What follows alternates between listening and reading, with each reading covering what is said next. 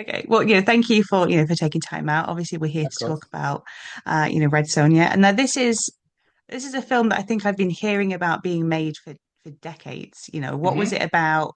What was it about this project that, intrigued you and, made you want to get involved? And how on earth did you manage to kind of succeed where everybody else has kind of given up? I give it as true. Well, it's what. So I'd made a movie called Solomon Kane about 10 years ago, which was based on a Robert Howard character. So I obviously I was completely aware of Sonya. 'Cause that world is my world, right? I grew up wanting to make fantasy movies. That's the reason I became a filmmaker to make sword and sorcery movies, things with dragons and monsters and swords and wizards and sorcerers and evil witches and what have you. So and from a kid, I knew about Sonya as the comic book character. Yeah, I wasn't steeped in the lore. I'm not going to pretend I'm a super fan, but I completely knew about her. She was there. I saw the 1985 movie with, Arnold and Brigitte. And then obviously knowing Howard's work and where she come from in The Shadow of the Vulture, which is the short story which Red Sonja spelled differently as a Russian revolutionary fighter appears. So I kind of completely aware of that. And after I made Solomon Kane, people were asking me, what do you want to do next? Like I had a choice, but what would you do next? Do you want to do Conan?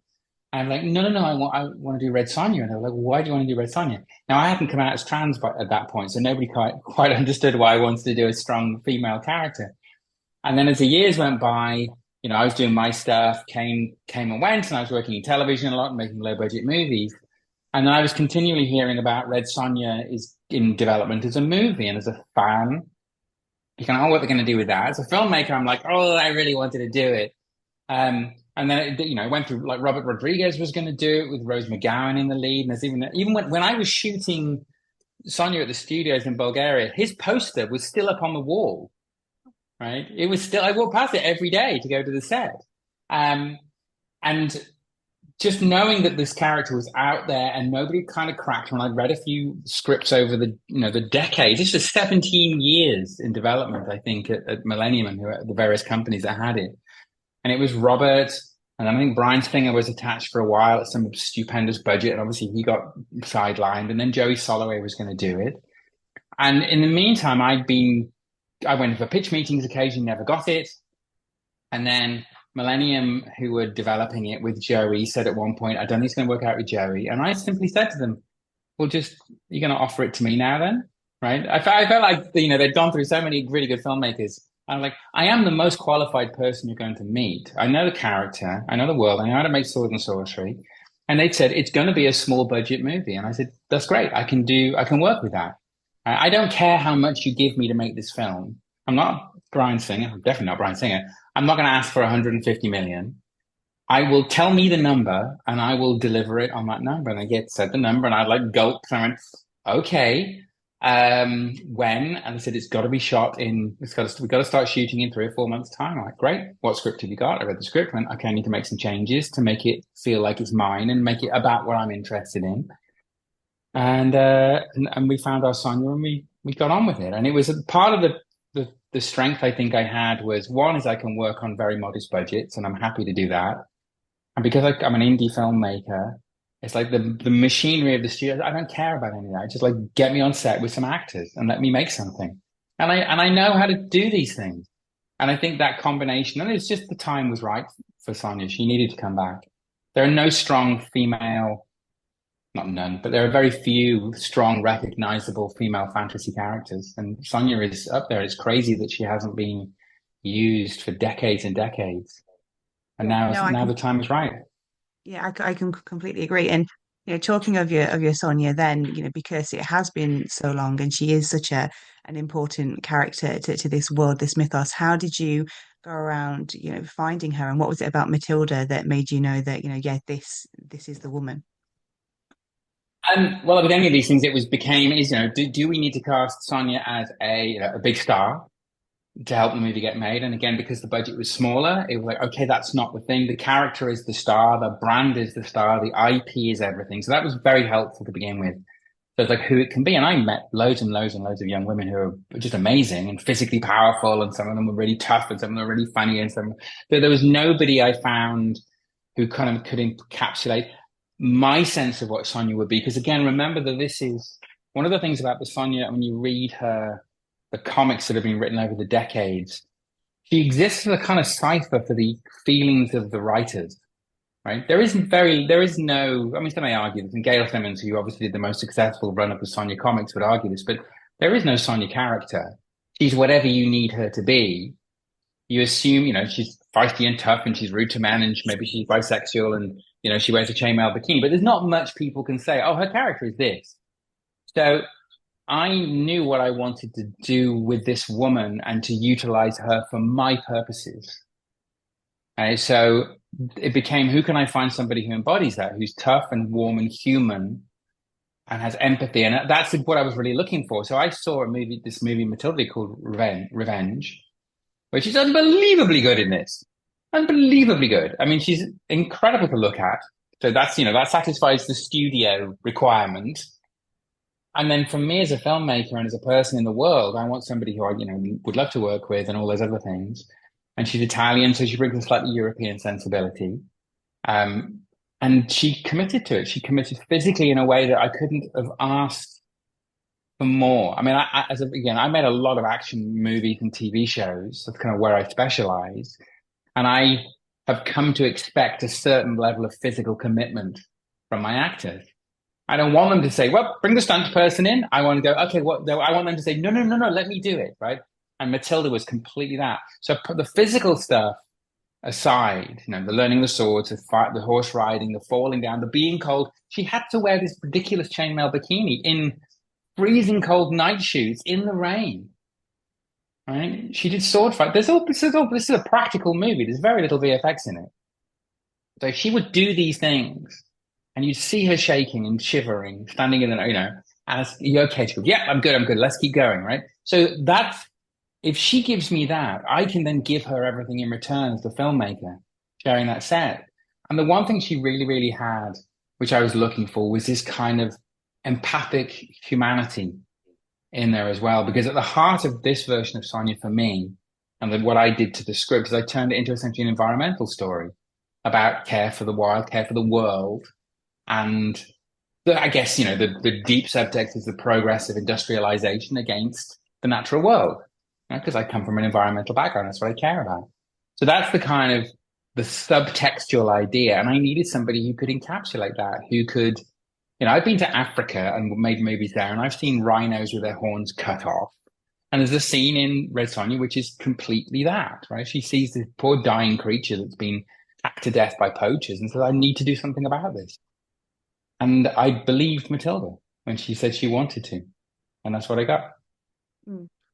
And I think before the UK debut, Red Sonja is going to be screening at Forbidden Worlds alongside Solomon Kane. How do you think the pair of films going to work as a double bill? I'm fascinated. I haven't seen Kane for years, and I haven't actually watched Sonja for a good while since we finished it. I think you'll see they're the same filmmaker. I think you'll see from a selfish point of view, and see how have I changed, because I made Kane almost as one version of me and Sonja is another. And Kane is a much darker movie in terms of what that central character is about, because Robert Howard's character is that. And also I was coming from a place of a little bit more darkness personally. And this story of redemption and a man trying to find redemption, having been evil in the world. Sonja doesn't carry that baggage. Sonja carries a different kind of baggage of the destruction of her tribe and being alone in the world, looking for a new chosen family. So you can absolutely track, I guess, my story through that in a way. And Sonja's a lighter movie in terms of, I didn't want it to be so hard. I wanted it to be more accessible for young women. It's very important to me that it empowers an audience. I mean, there's sword fighting and monsters and all that kind of stuff. So it's great. I mean, it's a big entertaining movie, and that's its primary job. And I'm not about making anybody eat their greens, but I really hope that people who watch it can see it for what it is and what I was trying to do, and embrace the adventure of the character and the evolution of Sonja. So at the end of the movie, in the same way with Solomon Kane, at the end of Solomon Kane, he rides out of that film as the character that you sort of would know from reading the books. And Sonja is the same. It's like when Sonja, the little coda scene at the end of Red Sonja, you see the Sonja from the comics much more clearly than you do in the movie. I think you see her evolve into it, and you go, okay, she could become that, but at the end of the movie, she's drinking a beer and she's gambling in a bar full of ruffians. And you go, okay, that's Sonia. Yeah, yeah, I get you. I see where you're going to. And I guess I think, as you sort of said at the beginning, in the 80s especially, there was a lot of these kind of swords, sandals, sorcery films, but they kind of seem to have fallen off a little bit in more recent times in favor of like the the Marvel and the DC machines. Are you hoping that something like Red Sonja can start opening up the world for these films to kind of come back to audiences? Because I do think that it is something that is missing from our film climate at the moment. Well, I would completely agree with that. I think the television and sort of prestige television has somewhat taken it over. I mean, okay, if you go back even that prior to prestige, look at Xena, for Yeah. instance.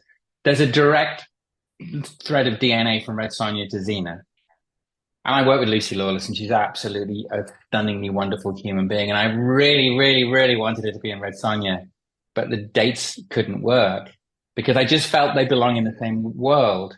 And then, you move into a place where Game of Thrones owns the television space for almost a decade. Right? So there's not no appetite for it. It's just staggeringly expensive. And then they make Dungeons and Dragons, Honor Amongst Thieves, which is a fabulous fun movie, fabulously fun, and doesn't do enough business. So every time we try these things, we get knocked back and like, oh, there's no audience for it. But then you look at Game of Thrones, like Wheel of Time, Yeah. even Amazon's Lord of the Rings, which I have gigantic issues with. Television is still the space where they're trying. The Witcher, look at The Witcher, Yeah. right? So it's there. The audience is there, but it's moved to the TV space. I'm still banging away trying to make it theatrically. And Sonya's not going to make it theatrically. It's going to be a home entertainment movie, right? It has a limited release. Some countries are going to release it in theaters, and hopefully it'll do well and prove the point. But it's a cultural thing. The genre has never gone away. It just moves the space where it's playing. Yeah. Well, I'll keep my fingers crossed that we do get more back in the theatre, because it's nice to not have to sit and commit 20 hours of your life to a story. It's nice to just go in a couple of hours, have fun with these characters, and then kind of go on with your day in a way. True, true, true, true. But it's again, it's like as somebody who grew up with that genre, the 80s was the heyday of that, and Lady Hawk and Conan and Sonya and oh my God, so Cole and all these things. Right. Now, I didn't really like any of them. They weren't my version of what I thought these things could be. I was a huge fantasy nerd reading all the fantasy books back in the day. And every time I watched them, I go, oh God, they can be better than that. Which is why when I made Kane, especially, it was like, oh, this is a dark, serious world. I treated fantasy the way that filmmakers were treating sci-fi at the time. And I still think fantasy can do that. I think fantasy can be a genre that you can play multiple kind of genres within. It doesn't have to be camp. I'm not camp. I mean, in spite of being a trans person, I haven't got a camp bone in my body, right? I don't want to do that. I think this is a place where serious people can play and we can see great things. You can still have all the dragons and trolls and cyclopses you want. I was very determined to have a cyclops in the middle of Red Sonja. And yeah, I think you're absolutely right. They don't have to be kind of the more kitsch things they were in the 80s. And I think that Red Sonja is definitely sort of filling that void. So I will wish you best of luck with the release of the film, and thank you so much for your time. Thank you. It's been a pleasure. Thank you.